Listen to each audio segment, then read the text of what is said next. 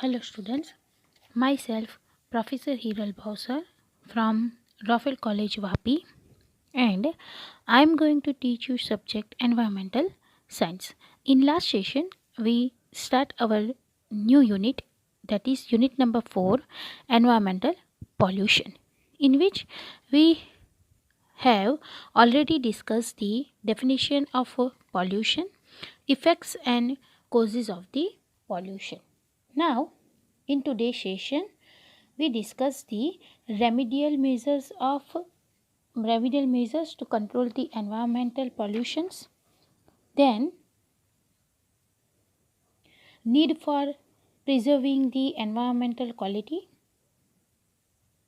types of environmental pollution, then pollutant and classification of pollutants.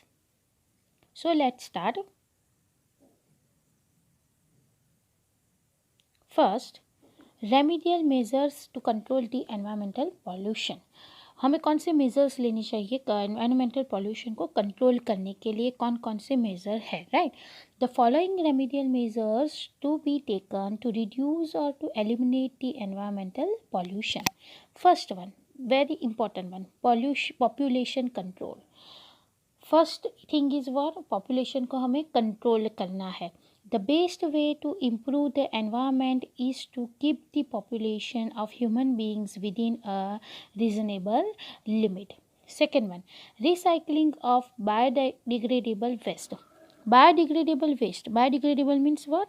Are those which degraded or break down in the natural manner. For example, food waste होता है, paper waste होता है, right, savage होता है, human waste होता है, hospital waste होता है. वो सब क्या हो जाता है? नेचुरली वो मैन्योर में कन्वर्ट हो जाते हैं, राइट, सॉइल बन जाता है उसमें, राइट. तो उसको हमें क्या करना है? ये जो बायोडिग्रेडेबल वेस्ट है उसको रिसाइकलिंग करना है हमें. Some of the biodegradable waste can be recycle in the nature. The recycling of biodegradable waste materials in nature helps in maintaining the ecological balance. Then the third one, conservation of natural resources. क्या करना है हमें? जो natural resources है उसे conserve करना है, उसे हमें सेव करना है. हमें उसे कैसे कंजर्व करना है वो हमने चैप्टर नंबर 2 में देखा, राइट. नेचुरल रिसोर्सेज के अंदर के जितने भी सारे रिसोर्सेज हैं उसको हमें सेव कैसे करना है. The renewable resources of earth should be used only at that rate at which they are replenished in nature. जो रिन्यूएबल है, जो रिन्यू हो सकता है, रिन्यूएबल मीन्स वापस से रिन्यू हो सकता है. अगर आप उसका over and over again and again use करते जाएंगे तभी वो वापस से रिप्लेस हो जाएगा, राइट. तो उसका हमें कैसा यूज़ करना है? हमें उतना ही यूज़ करना है जितनी ज़रूरत है उतना. द नॉन रिन्यूएबल मीन्स जो वापस से रिन्यू नहीं होगा. Non renewable resources of earth should be used as sparingly as possible, as economically as possible. That means sparingly means जितनी हमें उसको किफ़ायत से यूज़ करना है, राइट. भाग्य जितनी हमें ज़रूरत है उतना ही यूज़ करना है, उससे ज़्यादा उसका यूज़ करना नहीं है. That is the third one point. ना fourth one is what? Conservation of wild life को कंजर्व करना है by prohibiting poaching, that is called the hunting. Poaching means hunting. hunting को prohibited करना है. and creation of natural parks and sanctuaries and parks हमें बनाना है ताकि हम वाइल्ड लाइफ को कंजर्व कर सके. then fifth one is establishment of industries. The new industries should be established away from the residential areas. जो नई इंडस्ट्रीज एस्टेब्लिश होती है वो कहाँ पे होनी चाहिए? तो वो रेसिडेंशियल एरिया से दूर होनी चाहिए. Also there must a green belt between two industry. दो इंडस्ट्री के बीच में, जो ये दो लार्ज स्केल इंडस्ट्रीज होती हैं, इन दोनों के बीच में ग्रीन बेल्ट होना चाहिए. Green belt means what? Green belt means plantation. आपने देखा होगा बहुत सारी कंपनियों में आप जब एंटर होंगे तो वहाँ पर पूरा गार्डन जैसा होता है, राइट. तो प्लांटेशन होने चाहिए. प्लांटेशन क्या होना चाहिए? छोटे छोटे जो फास्ट ग्रोइंग प्लांट होते हैं, जो एवरग्रीन रहते हैं, सेमी एवरग्रीन होते हैं, ऐसे प्लांटेशन करनी चाहिए. और ये ग्रीन बेल्ट का जो इंडस्ट्री के अंदर रेंज है वो 1 किलोमीटर के अंदर ये होने चाहिए दो कंपनी के बीच में, राइट. तो ऐसी पॉलिसी है हमारी गवर्नमेंट की, तो ताकि जो पॉल्यूशन है उसे हम कंट्रोल कर सकें. Okay. Then next is transportation. The combustion system of the transportation is such that they release minimum amount of smoke. ऐसे हमें ट्रांसपोर्टेशन से क्या होता है, तो जितना ट्रांसपोर्टेशन होगा वो उतना कार्बन डाइऑक्साइड रिलीज करता है, राइट. तो वो हमें वो मिनिमम करना चाहिए. Also the use of cycle should be avoided. Bike की जगह पे साइकिल का यूज़ करना है. जब पेट्रोल डीजल सबसे ज़्यादा यूज़ होता है उसकी जगह पे हमें साइकिल का यूज़ करना चाहिए. ओके. तो these are the remedial measures to control the environmental pollutions. Now next is need for preserving the environmental quality. As the environment being damaged and degraded due to human interference, it may not be able to give us the same benefit as we get at present. Environment क्या हो रहा है, धीरे धीरे damage हो रहा है, degrade हो रहा है because of the human interference. We may not be able to receive the same amount of water, fuel, soil, natural vegetation and other resources in a near future.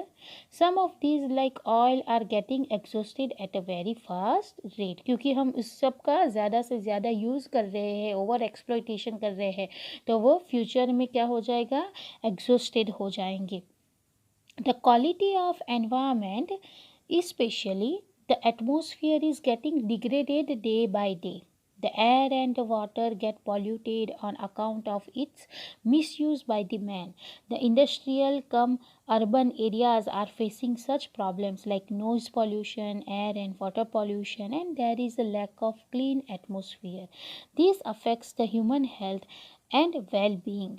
It decreases the human efficiency and spreads the disease of different kinds, right. तो अभी क्या हो रहा है, man human being ज़्यादा से ज़्यादा ये सारे जो हमारे नेचुरल रिसोर्सेज है उसमें ज़्यादा से ज़्यादा पॉल्यूशन क्रिएट कर रहे हैं, राइट. इसकी वजह से क्या होगा, तो वो हमारे हेल्थ को अफेक्ट करता है, राइट. ओके. और उससे हेल्थ इश्यू भी हो जा रहे ज़्यादा से ज़्यादा हो रहे हैं, डे बाय डे वो बढ़ रहा है. It has become necessary therefore to preserve the quality of environment along with the exploitation of natural resources. तो हमें क्या करना है, हमें जो हमारी एनवायरनमेंट की क्वालिटी है उसे हमें क्या करनी है, प्रिजर्व करनी है, राइट. और उसके सामने एक्सप्लॉइटेशन नेचुरल रिसोर्सेज का कम करना है. ओके. चलिए, then the next point is types of environmental pollution. कितने टाइप के एनवायरमेंटल पॉल्यूशन जो आपको सिलेबस में पढ़ना है, राइट. तो कितने टाइप के एनवायरमेंटल पॉल्यूशन है, air pollution, water, noise, thermal, marine, radioactive soil, ये सारे पॉल्यूशंस है. Pollution can be broadly classified according to where it took place. If the air or atmosphere is polluted due to various emission of gases, then it is air pollution. Similarly, if water bodies are affected due to organic matter or dissolved substances, then it is termed as a water pollution. And if soil or ground land is polluted due to water disposal or influence flow, then it is the soil or land pollution. Noise pollution may be due to the continuous air flights.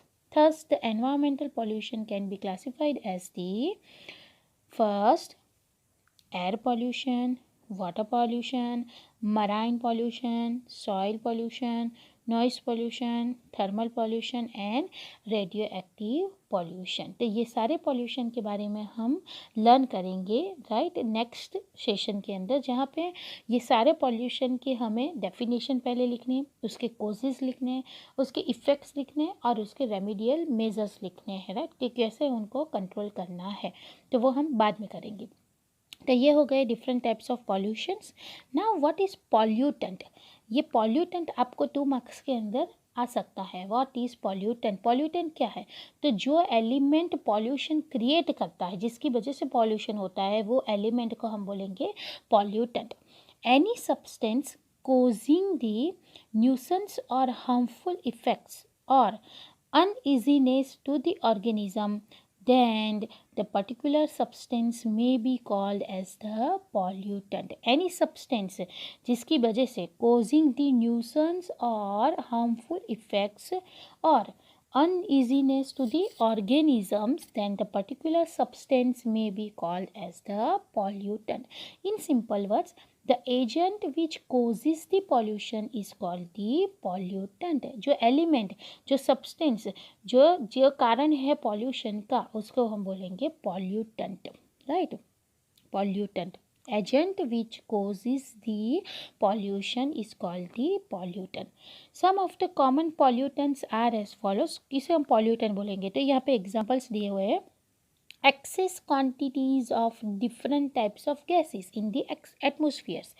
Atmosphere के अंदर जो different type की gases है, जैसे कि CO2, NO2, CO, SO, right, carbon dioxide, then nitrogen, ये सारे atmosphere के अंदर है वो, causing the air pollution.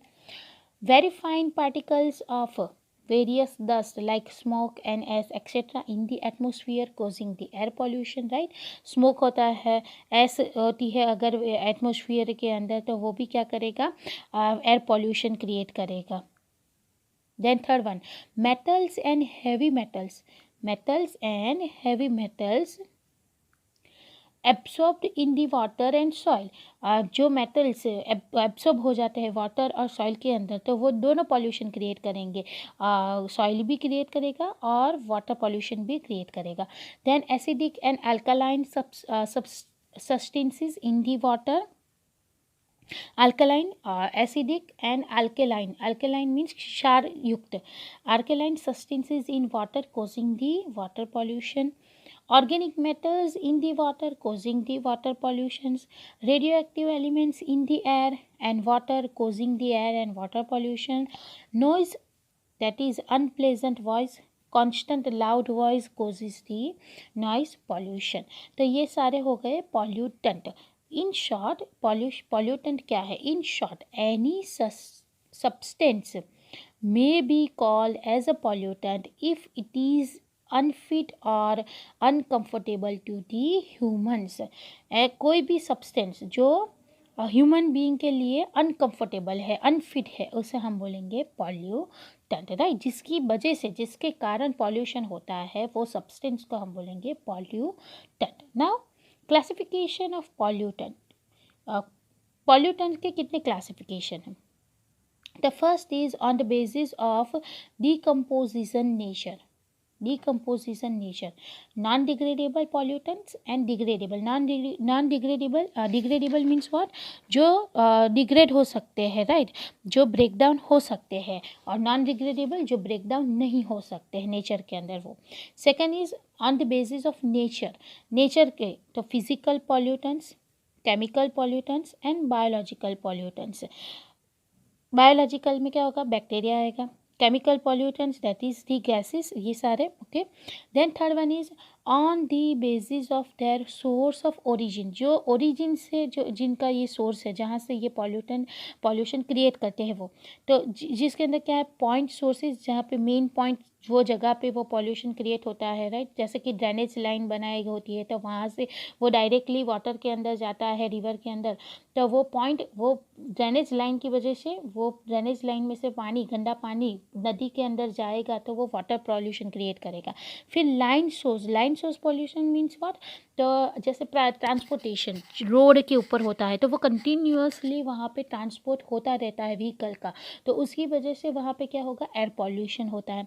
And area source pollutants. Area source means particularly वो जगह के अंदर जो पॉल्यूटेंट होते हैं, जो क्रिएट करते हैं पॉल्यूशन, उसे हम बोलेंगे एरिया सोर्स पॉल्यूटेंट्स, राइट. तो these are the classification of pollutants. So in today's session, what we have to discuss? We have discussed the remedial measure to control the environmental pollution. Then we discuss the preserving of natural quality of environment. Then different types of environmental pollutions and what is pollutant, जो आपको important one है short questions के लिए, और उसके classification, right. In the next session we discussed, we start our first one pollution, that is the air pollution. वो देखेंगे, उसके definition, causes and effect and control measure in the next session. Till then, goodbye, stay safe, stay happy. Thank you.